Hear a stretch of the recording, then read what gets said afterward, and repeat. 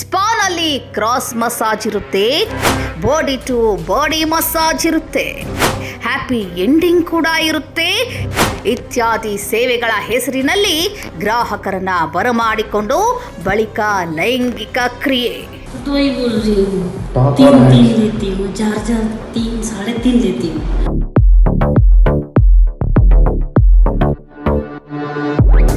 ಛೋಟಾ ಮುಂಬೈ ಹುಬ್ಬಳ್ಳಿಯಲ್ಲಿ ಅಕ್ರಮವಾಗಿ ಸ್ಪಾ ಮತ್ತು ಮಸಾಜ್ ಪಾರ್ಲರ್ಗಳು ಕಾರ್ಯನಿರ್ವಹಿಸುತ್ತಿರೋದು ಇದೇ ಮೊದಲೇನಲ್ಲ.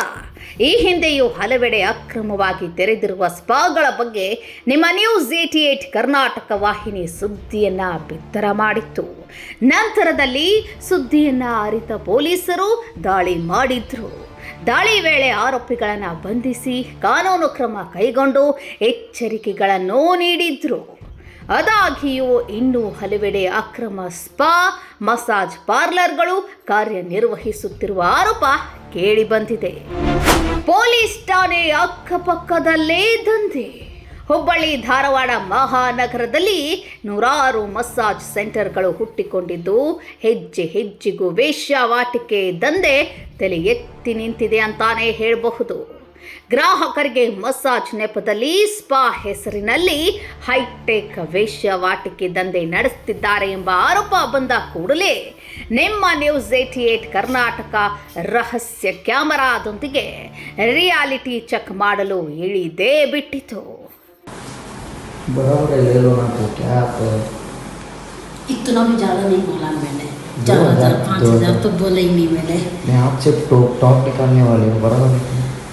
तो वही बोल रही हूँ, टॉप 3 लेती हूँ, 4 3 3.5 लेती हूँ.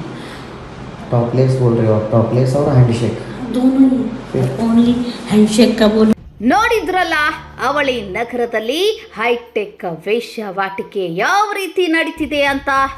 ಎಷ್ಟಾದರೂ ಕೂಡ ಅಧಿಕಾರಿಗಳು ತಲೆ ಕೆಡಿಸಿಕೊಳ್ತಾರೋ, ಸರಿಯಾದ ಕ್ರಮ ಕೈಗೊಳ್ತಾರೋ, ಜನರಿಗೆ ಮಸಾಜ್ ಹೆಸರಿನಲ್ಲಿ ಒಳಗಡೆ ವಂಚನೆ ಮಾಡುತ್ತಿರುವುದನ್ನು ತಪ್ಪಿಸ್ತಾರೋ ಅಥವಾ ಸಾರ್ವಜನಿಕರಲ್ಲಿ ತಪ್ಪಿದಸ್ತ ಆಗ್ತಾರೋ ನೋಡಬೇಕಿದೆ. ಮಹಾನಗರ ಪಾಲಿಕೆ ಅಧಿಕಾರಿಗಳೇ, ನಿಮ್ಮ ಗಮನಕ್ಕಿಲ್ವಾ?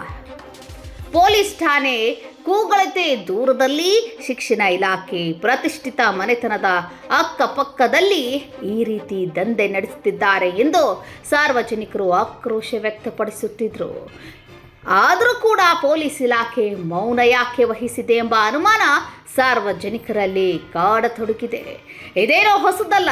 ಕಳೆದ ಬಾರಿ ಕೂಡ ನಿಮ್ಮ ನ್ಯೂಸ್ 88 ಕರ್ನಾಟಕ ಇಂಟೆಲಿಜೆನ್ಸಿ ತಂಡದಿಂದ ಇಂಚಿಂಚು ಮಾಹಿತಿಯನ್ನು Hubballi Dharwad police commissioner N Shashikumar ಅವರಿಗೆ ಮೌಖಿಕವಾಗಿ ಭೇಟಿ ನೀಡಿ ಮಾಹಿತಿಯನ್ನು ನೀಡಲಾಗಿತ್ತು. ಜೊತೆಗೆ ಗೋಕುಲ ರೋಡ್ ಪೊಲೀಸ್ ಠಾಣೆ ಇನ್ಸ್ಪೆಕ್ಟರ್ ಅವರಿಗೆ ಖುದ್ದಾಗಿ ಭೇಟಿ ನೀಡಿ ಮಾಲೀಕರ ಹೆಸರಿನ ಜೊತೆಗೆ ವಿತ್ ಎವಿಡೆನ್ಸ್ ಮಾಹಿತಿಯನ್ನು ನೀಡಲಾಗಿತ್ತು. ಆದರೆ ಅವರವರ ಅನುಕೂಲಕ್ಕೆ ತಕ್ಕಂತೆ ಏನು ಬದಲಾವಣೆ ಮಾಡಬೇಕು, ಮಾಡಿಕೊಳ್ಳಬೇಕು ಅದನ್ನು ಮಾಡಿಕೊಂಡು ಎಲ್ಲವನ್ನ ಯಥಾಸ್ಥಿತಿ ಕಾಪಾಡಿಕೊಳ್ಳುವಂತೆ ಅವರಿಗೆ ಸೇಫ್ ಗಾರ್ಡ್ ಆಗಿ ನಿಂತುಕೊಂಡಿದ್ದಾರೆ ಎಂಬ ಅನುಮಾನ ಕಾಡುತ್ತಿದ್ದು, ಪೊಲೀಸ್ ಇಲಾಖೆ ಅವರಿಗೆ ಕಾವಲಾಗಿದ್ದು ಏಕೆ ಎಂಬುದು ಅವರೇ ಉತ್ತರ ಕೊಡಬೇಕಿದೆ. ಒಮ್ಮೆ ಭೇಟಿ ಕೊಟ್ಟು ಅಕ್ರಮ ಸ್ಪಾಗಳಿಗೆ ಬೀಗ ಹಾಕಿ. ಇನ್ನು ಮುಖ್ಯವಾಗಿ ಅಧಿಕಾರಿಗಳು ಇಷ್ಟೆಲ್ಲ ಹೇಳಿದ್ರು ಕೂಡ ಸ್ಪಾಗಳಿಗೆ ಭೇಟಿ ನೀಡದೆ ಅಲ್ಲಿನ ಸಮಸ್ಯೆ ಅರಿತು ಅವರಿಗೆ ಲೈಸೆನ್ಸ್ ನೀಡುವುದಾಗಲಿ, ದಂಧೆ ಮಾಡಲು ಅವಕಾಶ ಮಾಡುವುದಾಗಲಿ ಮಾಡ್ತಾರೋ ಅಥವಾ ಅಕ್ರಮ ದಂಧೆಗಳಿಗೆ ಕಡಿವಾಣ ಹಾಕ್ತಾರೋ ಅನ್ನೋದನ್ನ ಕಾದ್ ನೋಡಬೇಕಿದೆ.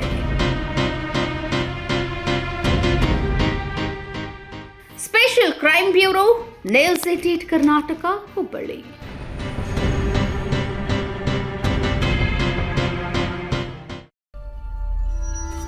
ನೀವು ನೋಡ್ತಿದ್ದೀರಾ, ಇದು ನ್ಯೂಸ್ 88 ಕನ್ನಡ, ಸುದ್ದಿಯ ಜೊತೆ ಸದಾ ನಿಮ್ಮೊಂದಿಗೆ.